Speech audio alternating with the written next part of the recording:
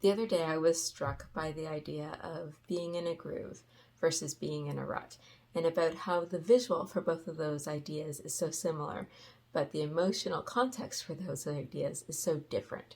And what differentiates being in a groove versus being in a rut? And is it possible to move from being in a rut to being in a groove? So being in a groove and being a rut, both of them involve doing very similar things over and over again. But when you're in a rut, every time you go through that cycle, it gets deeper and deeper. You're digging yourself into that rut even further. And the edges of the rut are steeper and steeper, and it's harder and harder to get out of them. Each time you do it, it has less and less energy, and you feel less and less capable of getting out of that particular rut.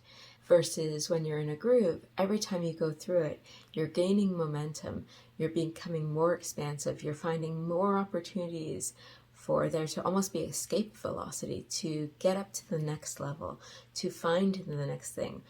So there's a lot of energy involved in whipping around, but there's also this anticipation that this isn't going to last forever. And so enjoying that increased speed and like understanding exactly what's going on right now and almost feeling, what's about to happen here? So if the difference between being in a rut and being in a groove is mostly in our brains, then how do we switch? What is the thing that we can do that makes that possible for us? And for me, that's often connected with the feeling of optionality, that I know that I am not required to stay in this particular space. I'm allowed to leave. And that reframing always helps me. And I think that for me, like that was a key part of FIRE, was like knowing that I was creating more and more options for myself, so that if I felt like I was going into a rut, I could remind myself, hey, you don't need to be here if you don't want to be. Maybe your brain just needed a change of scenery, and so blowing everything out and changing your location is all you needed to get out of the rut and get into a groove. And maybe that's not possible right now, and maybe that's overkill. Maybe you can do it with just some small experiments.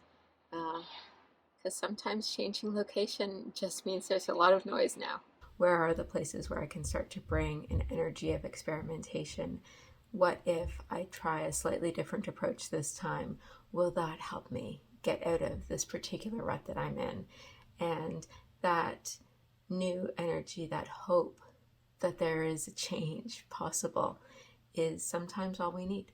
It can be hard to pick up that activation energy when other things are happening in our lives, either internally or like family stuff or just general world things.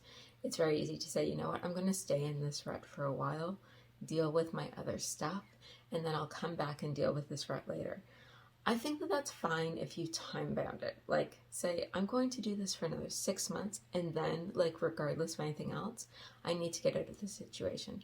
I know people have, like, stayed in a rut for, like, 4 or 5 years, and everybody's been like, please quit your job. Please just quit your job. You will be so much happier. And they keep on finding reasons not to do it, because the thing about a rut is that it's safe, and you know what's going to happen. That's the problem with it. And I think even when we're talking to people, they might think that we're in a groove and we totally feel like we're in a rut. So one way that you can end up moving from a groove into a rut is that you've been so successful with this particular thing that you're scared of mixing it up because you might break the thing that has been working so well.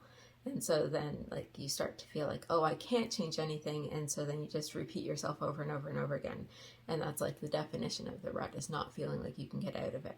I think that it's important to like keep on trying to find that balance of like exploring to find the new exciting thing and like enjoying the groove when you get it. So I hope this was helpful as you look back and reflect on the times where you felt like you were in a rut, when you felt like you were in a groove, the times that you moved from one mode to the other. What were your tactics? What were your strategies? How do you get back into that groove? Because that is many times the most fun place to be. Thank you so much for staying with me to the end. I really appreciate you. And like, comment, subscribe. I'd love to see you around again. Take care. Bye. I'm really reminded of Sarah Harmer's song Basement Apartment. because when I was in a basement apartment, it was in a period of very strong rut.